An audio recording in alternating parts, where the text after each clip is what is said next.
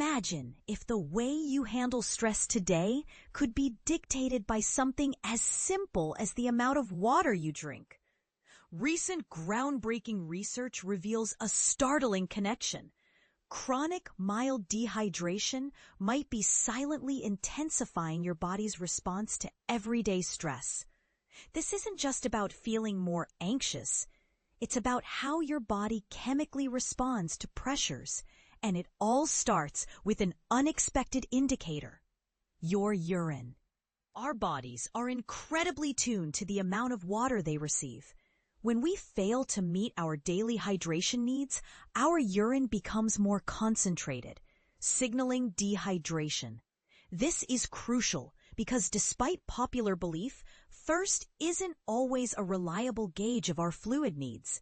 In fact, you might not feel thirsty, but your body could be operating on a different level altogether. The study, published in the Journal of Applied Physiology, divided healthy young adults into two groups based on their fluid intake. Those who drank less than 1.5 liters of water per day faced a remarkable increase in cortisol, the body's primary stress hormone, when faced with stressful situations like public speaking and mental arithmetic. This is significant because elevated cortisol levels over time can lead to serious health issues, including heart disease, kidney problems, and diabetes. But here's where it gets complex. The body's response to dehydration involves a hormone called vasopressin.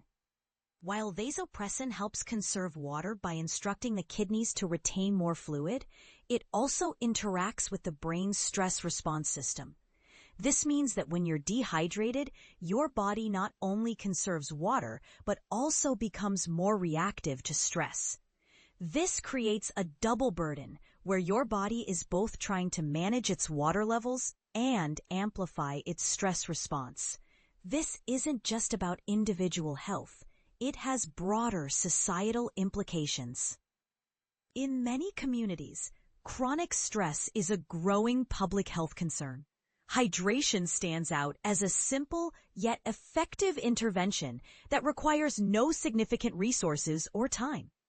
However, our research emphasizes that hydration isn't a magic bullet for stress management. It's one piece of a larger puzzle that includes sleep, exercise, nutrition, and social connections. The study's findings highlight why hydration should be considered a crucial lifestyle factor.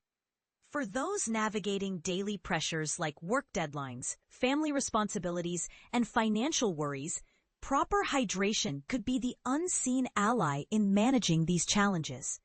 It's not about reaching a perfect hydration level, but maintaining consistency and awareness of your body's needs. A simple way to check if you're adequately hydrated is by monitoring your urine color. Pale yellow urine typically indicates good hydration, while darker shades suggest you need more fluids. This practical approach helps make hydration a more intuitive part of your daily routine. Although the study involved healthy young adults in controlled settings, it suggests that staying well hydrated might give your body an edge in handling life's pressures. In a world where stress feels inevitable, the physiological advantage hydration offers could prove invaluable. It's not about eliminating stress, but ensuring your body is equipped to face it head-on. So, the next time you reach for a glass of water, remember it's not just about quenching your thirst. It could be about supporting your body's resilience against the stresses of modern life. So, how much water should you drink daily?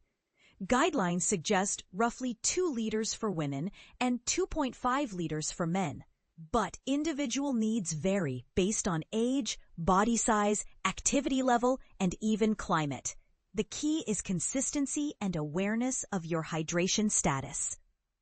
But here's the part most people miss. Hydration isn't just about drinking plain water. Beverages like tea, coffee, milk, and even water-rich foods contribute to your daily fluid intake. The controversy.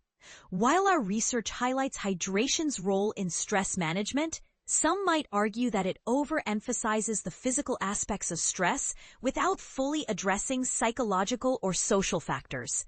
What do you think? Should hydration be prioritized as a central component of stress management strategies? Or are there other factors that deserve more attention? Share your thoughts in the comments below.